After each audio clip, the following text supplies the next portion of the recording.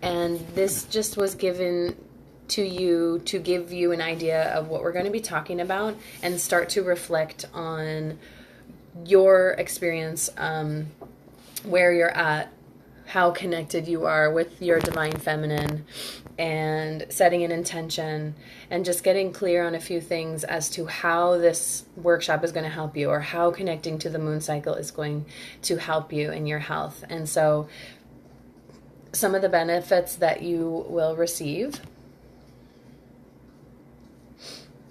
I wrote them down here just so I can focus. And so my intentions for this workshop is, first of all, to share with you, to help you learn how the moon cycle impacts your health, to learn some self-care tools to nurture your body, to identify obstacles that's keeping you from realizing your power, and to manifest the powerful woman that you already are. Some of the benefits that you will receive, which I'll talk about again, are by following your cycles and following the seasons, which I'll talk about in a minute, is regular menstruation, less PMS symptoms and lessened, and better sleep, stronger symptomless digestion, stronger immunity so you won't get sick every time the flu goes around, and stronger intuition, and you'll start to understand and know what your body needs. So let's talk about the moon cycle. What am I saying when I mention the moon cycle? We all know that the moon is in the sky. We all know that we experience the full moon, and sometimes the moon looks different. It's in a different shape, and connecting with the moon cycle can really help you to start to realize your own divine feminine Shakti. And right now in this workshop, it's a call to women who are ready to make changes in their lives through self-care and self-reflection. So that is my intention. And so what is it about the moon cycle? The Shakti, or the divine feminine energy, comes from this energy that actually created manifestation. And the moon is something that we can relate to, that we can connect to, that helps us to see the beauty in manifestation.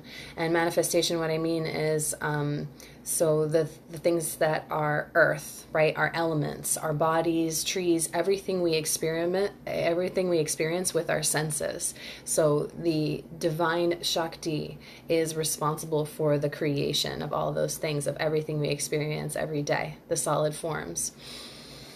And so the earth and nature possess, of course, natural rhythms and cycles like the seasons and the cycle of the moon, the tides, the sunrise to sunset, the time in between days, months, years, all is in cycle.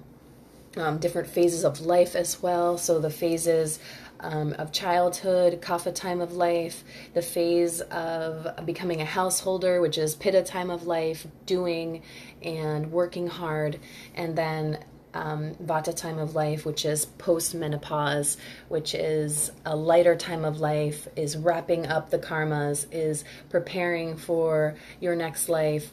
And so those are the as far as a lifetime goes, different cycles within the lifetime. And so in the past, of course, we know this, we used to be more in tune with these rhythms. We used to be more in tune with the moon. We used to, measure time with the moon. And this is because we lived much closer to the earth. And we used to gather food, we would cut wood, we would make fires, we would chase animals, all of these things. Our bodies were very active, and we were really in touch with nature. Granted, we can do that, we can go camping, we can get out in nature, we can go hiking, but this is something we actually have to go out and do. It's not part of our daily life. So maybe we go hiking or camping once a year, or hiking once a month. It's not part of our daily routine. And so literally our hands and feet were in the earth element. And so we had this relationship with it. We communed with it. We connected. We communicated with it. And now, of course, there is a separation from nature, and it shows in the forms of infertility, irregular menstruation, digestive problems, depression, insomnia, and that these things happen when we're out of tune. and we experience these kind of imbalances, dis-ease or discomfort in the body, mind, spirit, and we see the symptoms of this disconnection in our bodies and in our minds, in our daily life, in our relationships, at our work, wherever it is, we're experiencing these imbalances.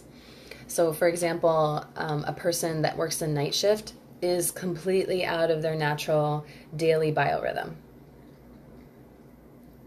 I was joking the other day that if someone came to me and told me that they worked the night shift, this is almost like a deal breaker, because we cannot come back into balance when we work a night shift. We're just we're bound to have imbalances, and we're bound to have a lot of discomfort because of this choice of job, or maybe it's not a choice, but these type of things are deal breakers for us when we have these kind of jobs or circumstances, conditions in our lives that are keeping us from being in tune with the nature's biorhythms. So our daily routine has a huge impact on our health, right? So a person that's going to sleep during the day and awake at night, they are going to experience some symptoms. Where did I write it? I thought I wrote down some things. Some like so they would experience, let's say, fatigue, indigestion, constipation, things like that. And the list could go on depending on their dosha if you're a person working the night shift. So we have to become aware of our daily routine. Are we hydrating? Are we exercising? When are we eating? How are we eating? How often are we eating? Are we resting every day? What does our sleep look like? Are we playing? Are we working? Are we going into receiving mode on a regular basis? And so all of these things need to be part of the daily routine, all of these elements, and how often we do them, and when we do them during the day, the appropriate times to do them during the day. There is also the doshas can be related to the different times in the day. So I've said this before, the peak time for digestion is between 10 and 2, which is when the sun is highest in the sky, and this is pitta time of day. And then we go from 2 to 6 in the afternoon, and in the early morning is vata time. So let me just go back real quick. Pitta time of day, right? During noontime when the sun is highest in the sky is pitta. Also the reverse, when we're at midnight, we're at 10 to 2 at night, we are metabolizing, we are detoxing at midnight during nighttime, and that is also controlled by pitta dosha, and this is why we want to be asleep by then, so we were getting optimal detoxing of the organs every day, cleansing of the organs. So vata time between 2 and 6. And so this time of day we tend to get very tired, and it is a good time to rest. And also to be sleeping. So if you have an vata imbalance, you will see that between 2 and 6 in the morning, it is the hardest for you to sleep, or you experience very light sleep, or maybe active sleep, or you're dreaming a lot. This means that vata is high. And so kapha time of day is when we are typically at night, we're home, we're eating dinner with our family. It is time to commune and love and share. And then also in the morning, it's the best time of day between, 6 and 10 to exercise. And so kapha is high at that time. And so we notice that when you wake up after 6 o'clock in the morning, you tend to be much more groggy for the rest of the day. And this is because kapha dosha is in effect. If we wake up before 6 o'clock or at 6 o'clock, we will feel the best because vata dosha is still in effect, and we have this momentum going forward. So we got to be up by 6 o'clock, or else kapha dosha is going to come into play and then kind of make us feel slow and stagnant for the rest of the day. Granted, there are times when it's appropriate to sleep into that time, but that is specific to an individual. So exercise during kapha time of day is the best. You'll have the most endurance and the most energy.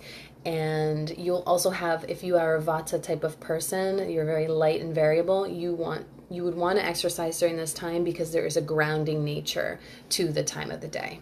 And so you're not going to put yourself out of balance or increase your vata as much as if you exercise during this time. So super interesting to start to think about and see the cycles, our daily biorhythms, the time. It's pretty amazing. So how are you following the natural intelligence of the seasons?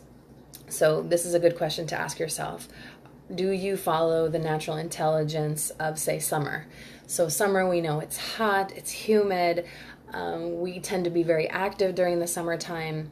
Are you eating cooling foods? Are you drinking more liquids in order to balance that heat and that activity?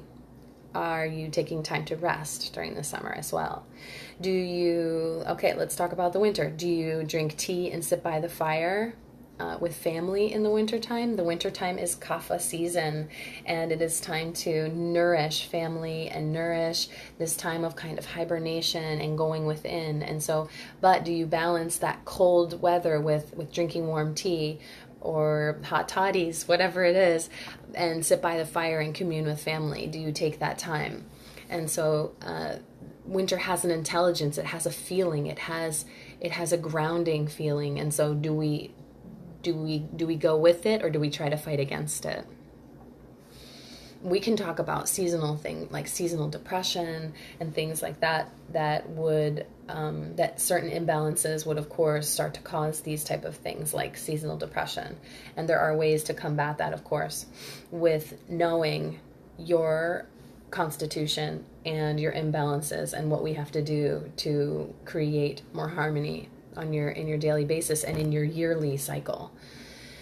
So acting on the needs and the ways the body and the universal consciousness in the form of the moon and seasons really speak to you. And so it's just being open and aware, really nurturing your intuition in order to understand what you need in each time. So, and if you don't know, and you don't necessarily listen and you don't follow the intuition, you may be experiencing some forms of imbalance. Granted, there are things out of control that don't allow us to follow our natural rhythms every day because life happens. But if we do this on a daily basis, when we can control it, we will have better immunity, better stability for when things out of our control come into play.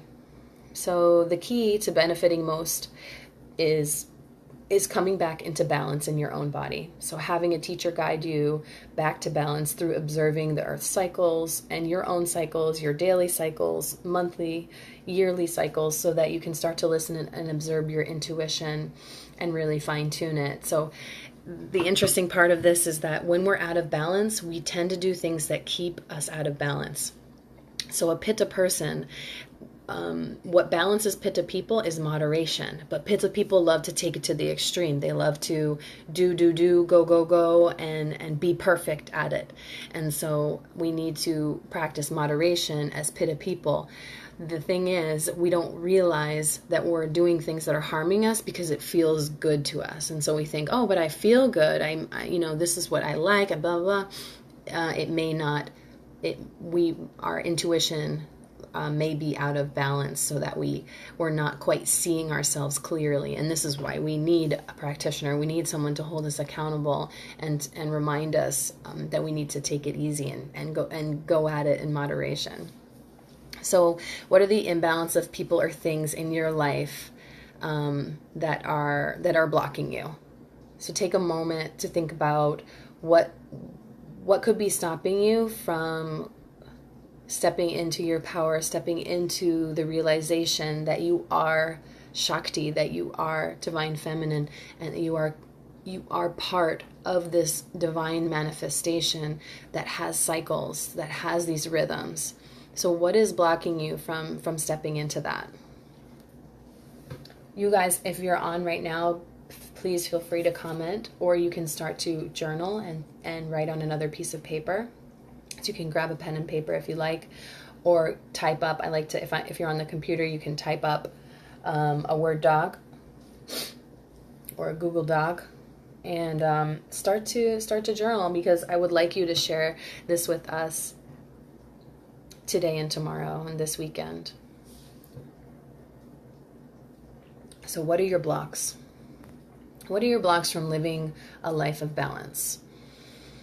And so living a life of balance, really, what does it mean? It means reclaiming our ancient memory that empowers our health and consciousness. I love this, the ancient memory. It is in our cells. Like, all of this is in us. And so we have just forgotten. Our cells, per se, our subconscious hasn't forgotten, but our conscious minds have forgotten because we haven't taken the time to stop and reflect and allow the subconscious to tell us and talk to us and learn how to read the signals. So are you willing to relearn your biorhythms and understand your interconnectedness with nature and with the mother?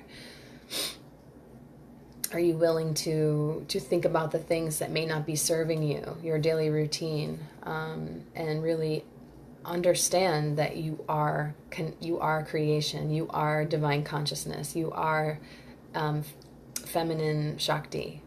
And so, again, the benefits from realizing this are regular menstruation, less premenstrual symptoms, better sleep, stronger symptomless digestion, stronger immunity so you won't get sick as often, stronger intuition, and you'll know what your body needs. There are a lot of other benefits that can come out of this, depending on who you are and what your constitution is, what your imbalances are, what your goals are. There are so many benefits to this. It could be weight loss, it could be stress relief, it could be getting more in tune with your children, anything, really, any aspect of your life. That's why Ayurveda is so powerful, because it sees everything. And creating a routine that is in tune with the cycles will start to change and transform your life. But we have to be willing to accept and make the changes on a daily basis. So for women, I want to speak to women who are in Vata time of life or postmenopausal. So they're in their third phase of life. So I talked about the three phases, Kapha, Pitta, and Vata time of life. So women postmenopausal, they are no longer menstruating. So naturally they are lighter. Some women lose weight at that time. They are, they tend to be a little more maybe forgetful or, let's say, maybe fearful even of going into that phase of life. So those are imbalances, but they're naturally drier because of there's really no more lubrication necessary, because at this time of life we're no longer giving birth, and so Kapha dosha is really reduced at that time. But stepping into Vata time of life, the awareness strengthens, the awareness and the connection deepens. So all of the wisdom of having life experiment, does it change when you're pregnant? Does what change, Michelle?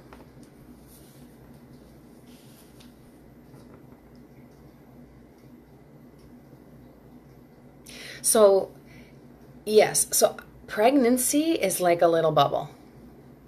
Pregnancy is its own entity and its own little bubble. There are so many factors, hormones, the karma of the baby, so many things that go into that, because when you're pregnant, you are a vehicle. You're really you are a vehicle for that baby, and so it's kind of isolated event, pregnancy. So Kapha dosha is ruling right now. And you are hyper intuitive. Yeah, Kapha. So Kapha rules pregnancy because it has this nourishing quality. We gain weight during that time, and the energy of holding or stability is there because we have to hold that baby inside of us. If we didn't have Kapha dosha, the baby would just fall out, right? So no, that's not happening. Like, Kapha is holding it in, and it is juicy, the water, the earth, the creation, the immunity, the ojas that goes into creating a baby. You are in a very isolated kind of phase of life. in pregnancy, because you are a vehicle. But your intuition is really heightened, and you're very sensitive. And so connecting to the moon cycle is definitely a part of what you want to do, is connecting with that divine feminine, to ground and be with the earth and commune with the earth. Yeah. So the moon is always with us. So I hope I answered that question. And so menopause, Vata time of life. So the wisdom of having life experience, really, it's time that you're settled into your wisdom and you have this amazing perspective, and you're letting go. You're letting go of things that don't serve you, that you don't need anymore. You're becoming tuned to the universe as a whole. So you're no longer have this kind of blinder directed vision of I gotta do, go. The blinders start to open and your vision starts to widen, and you have this amazing perspective of universal consciousness. The physical body, the physical womb, the idea that this is my womb and this is, my vulva, this is my yoni, changes. It transforms, and it becomes the universal womb. It becomes about women as a whole, and women's health, and divine feminine energy and Shakti. And this becomes the perspective and where everything comes from. So the pause in menopause must be observed, or post-menopausal. This is a pause or time that needs to be observed, and time for focusing within and re-examining our lives. So this is a beautiful transition, especially right after, initially post-menopausal women will start to really re-examine their lives, and whether their purpose, what is reality for them, and what are their goals. And so to you women who are listening that are post-menopausal, how do you want to spend your third and final phase of life on earth? And some of you may be thinking, wow, that's kind of dark, but it's reality. And women in their third phase of life are faced with this reality, and we will all be faced with this reality, that we need to re-examine ourselves, re-examine our lives, and decide, how do we want to spend our last days on earth? And it's powerful, and it can be really empowering.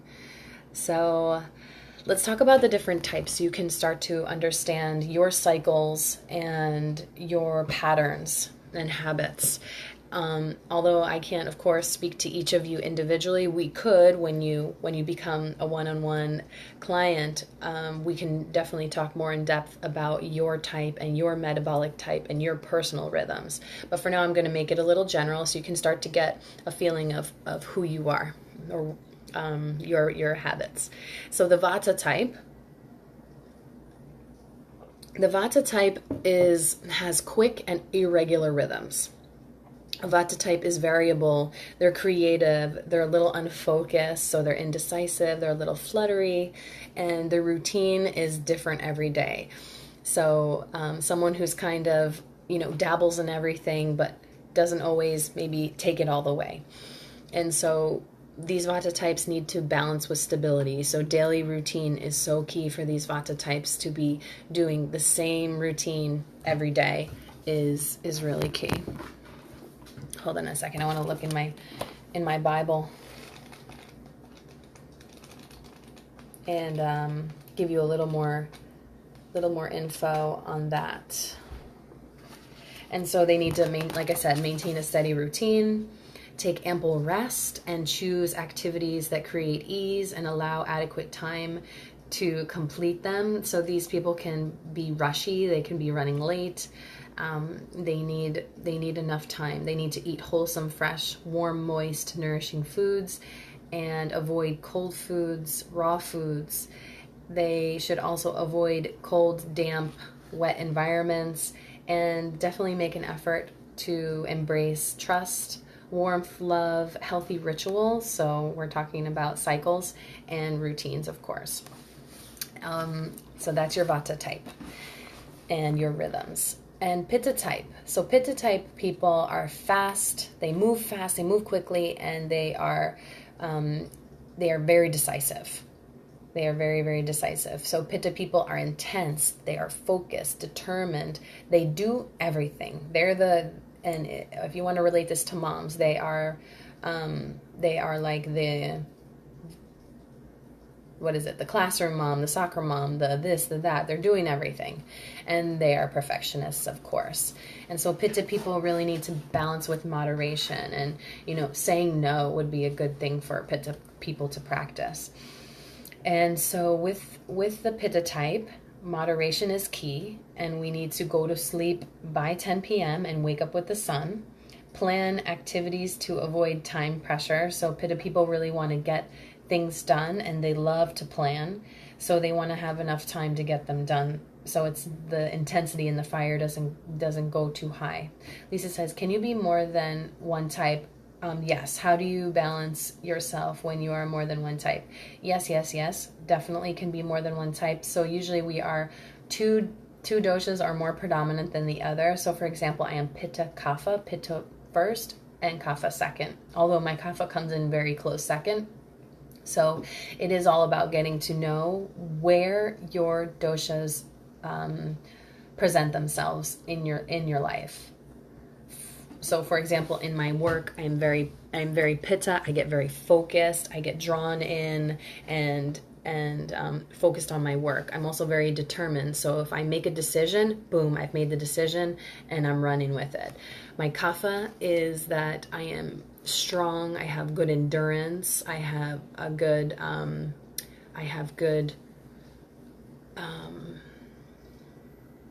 great sex drive, stuff, things like that are, I can put on, I can gain weight easily. And so, yeah, things like that. Eileen Hayes says, what's my Ayurveda Bible? I have to give away the secret, do I? Here it is. Women's Power to Heal is my Bible. And I'm sure you know this one, by Maya Tiwari or Swamini Mayatitananda. And so Women's Power to Heal through Inner Medicine is amazing. And so a lot of this I get from there. A lot of this I also get from Dr. Lad. And so there it is. All right.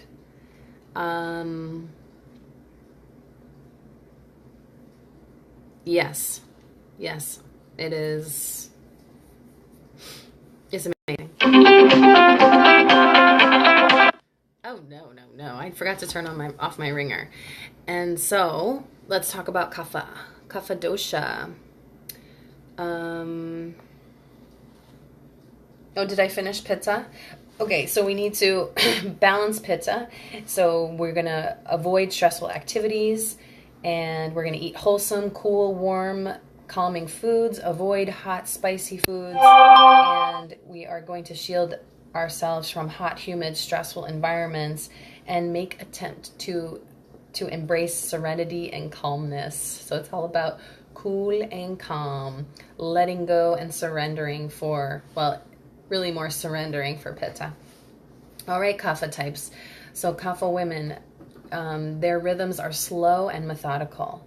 They are stable, loyal, they have good memory, loving, dependable, lazy, slow to get started, kind of not late to the party, but like just kind of a late developer type of a person. And so Kapha needs balance with stimulation. They need to get moving. And so they need to engage in stimulating exercise every day, open themselves to new and invigorating experiences. They can be stubborn. So rise with the sun every day. They need to wake up the earliest. Eat wholesome, light, warm, pungent, stimulating foods. Avoid cold, rich, heavy, very sweet foods. And unburden yourself of all loads and lighten your heart. I love this. So yeah, we need to be light and bright and happy and work on not taking things too seriously or too heavy. And so that's with me a lot. That Pitta Kapha type is I like to figure things out, and then I take it very seriously, and then sometimes it's like a load. So that's my combination, Lisa, working together is like that intensity of figuring out, and then when I do, I'm kind of like hard on myself and I carry it.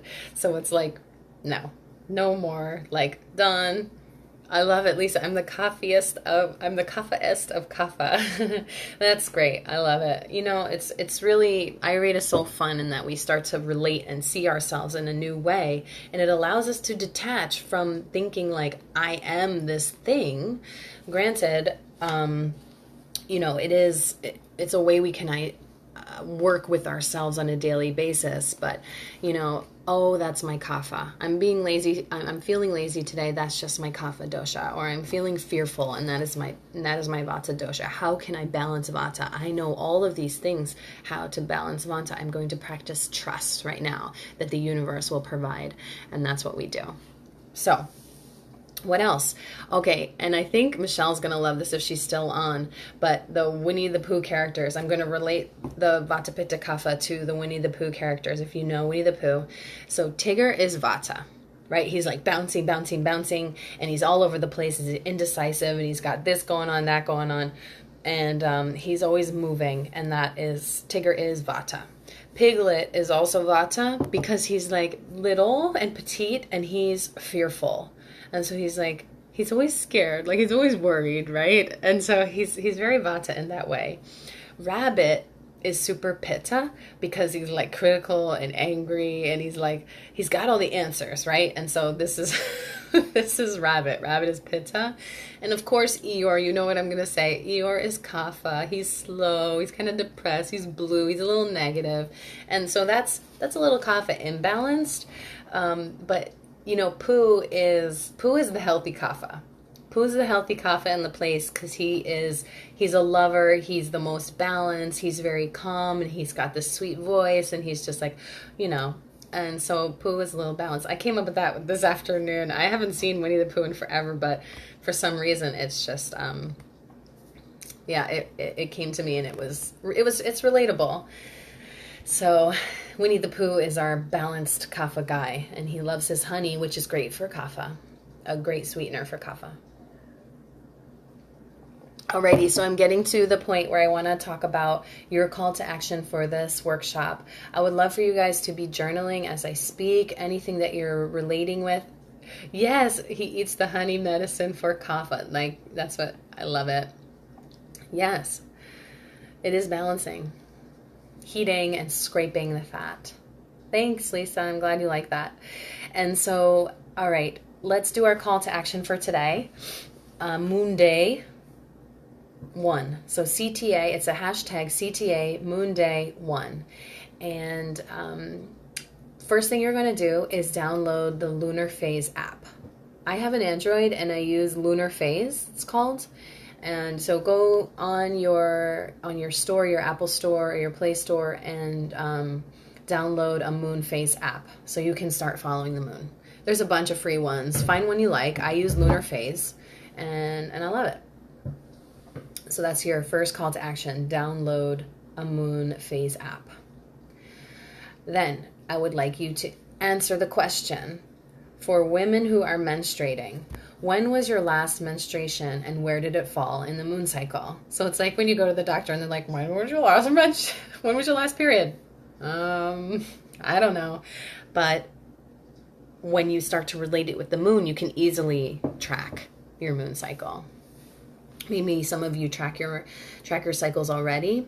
I know Helen, who is a member of the group, she is an old friend of mine. She also tracks her menstruation with an app that she has. So maybe, Helen, if you check this out later, you can comment and tell us what your app is that you use to track your menstruation. So women, when was your last menstruation, and where did it fall within the moon cycle? Postmenopausal women, you can start to reflect on how do you want to see yourself spending your third phase of life. Flow Living app, says Mahadevi. She says Flow Living app is her favorite. Love it. Yeah, if any of you women, if you can also make this part of the hashtag CTA, your call to action. Which of the apps did you download? Which app do you like?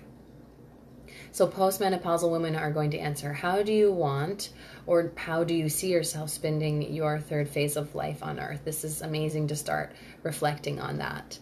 Those that have favorite apps, yeah, what do you like about it? Love it, Lisa. Let's start that. Let's start that thread.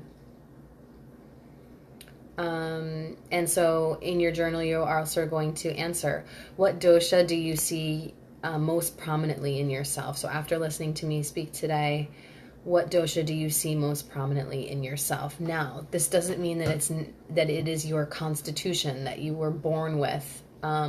You could probably see a lot of vata in me right now, but or I could see a lot of vata in myself right now, but my constitution is Pitta Kapha, and this is why we need an Ayurvedic practitioner to help us, to show us your prominent constitution. And so it's different than your imbalances. So the things that we see tend to be our imbalances, unless we are living mostly in a balanced state, and then you'll see your true self. You'll see your true constitution. And Michelle used P Tracker Light. Love it, guys. So again, what dosha do you see prominently in yourself? And also, what are things or people in your life that aren't serving you? What are things or people in your life that aren't serving you? Start to jot a few things down, and do just like the things that just come off, like immediately, write them down, even though you're like, no, that's not so bad, like write it, because it may end up coming up again for you. So why are you being held back from living your fullest expression? Why?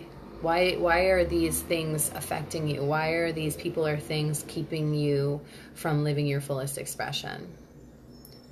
And then, this is my favorite part, is what will it look like when you step into your power? What will it look like when you are living your fullest expression? Love this question. It's amazing.